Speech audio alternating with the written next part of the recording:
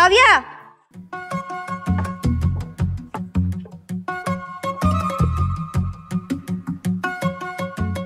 அப்பா மாடி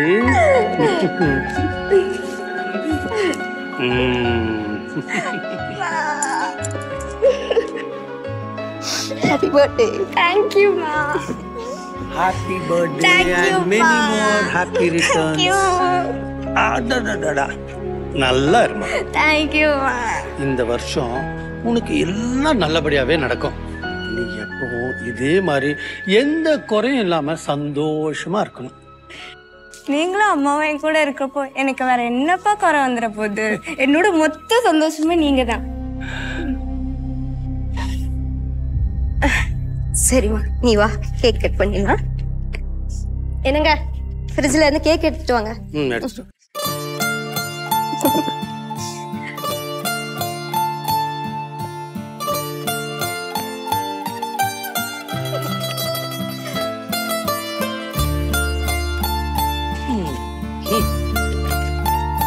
Yes.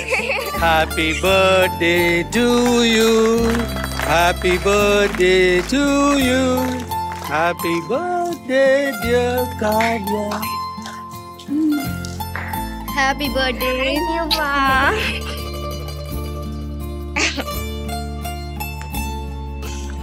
அப்பா இன்னைக்கு நீங்க வேலை அது இதுன்னு எங்கே போக கூடாதுப்பா. இன்னைக்கு என்னோட பர்த்டே இருக்கனால நம்ம எல்லாரும் சேர்ந்து கோவில் போயிட்டு அப்படியே தியேட்டர் போயிட்டு ஹோட்டல் போயிட்டு எங்கேயாச்சும் போய் என்ஜாய் பண்ணிட்டு வரோம். ஓகேவா? அதுக்கு என்னம்மா தாராளமா போலாம். ஆனா அதுக்கு முன்னாடி அப்பா உங்ககிட்ட ஏதோ விஷயம் பேசணுமா? என்னப்பா? என்னங்க என்னங்க தயங்குறீங்க? சொல்லுங்க. உன் பிறந்த நாள் அதுவுமா இப்படி ஒரு விஷயத்த உங்ககிட்ட சொல்றதுக்கு எங்க 2 பேருக்கும் தயக்கமாதாமா இருக்கு. ஆனா இத நீ கேட்டு எங்க மேல கோபம் வருத்தமோ படக்கூடாதுமா. நான் ஏன்பா உங்க மேல கோவம் எல்லாம் பட போறேன்? எதுவா இருந்தாலும் நான் புரிஞ்சுப்பா. என்னன்னு உங்க பொண்ணு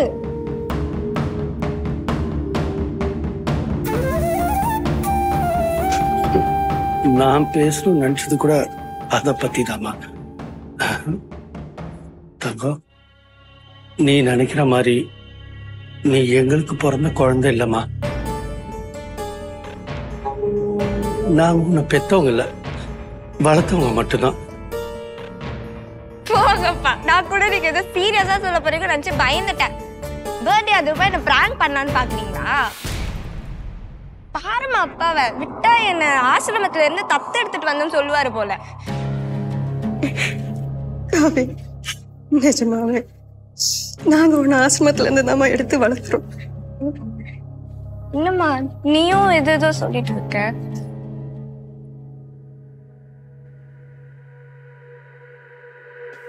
நாங்க நடந்ததாமா சொல்றோம். இத நம்புறது உனக்கு கொஞ்சம் கஷ்டமா தான் இருக்கும்.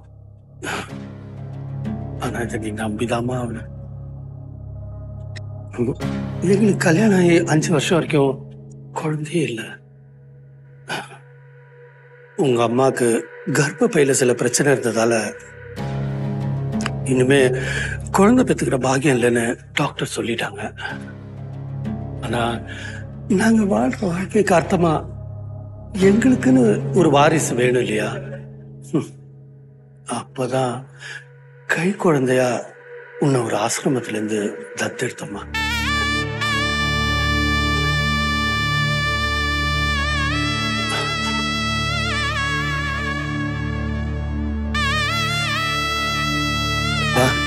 இப்படி ஒரு விஷயத்த உங்ககிட்ட மறைச்சிட்டோன்னு உனக்கு ஒரு கோவம் இருந்தா எங்களை மன்னிச்சிருமா.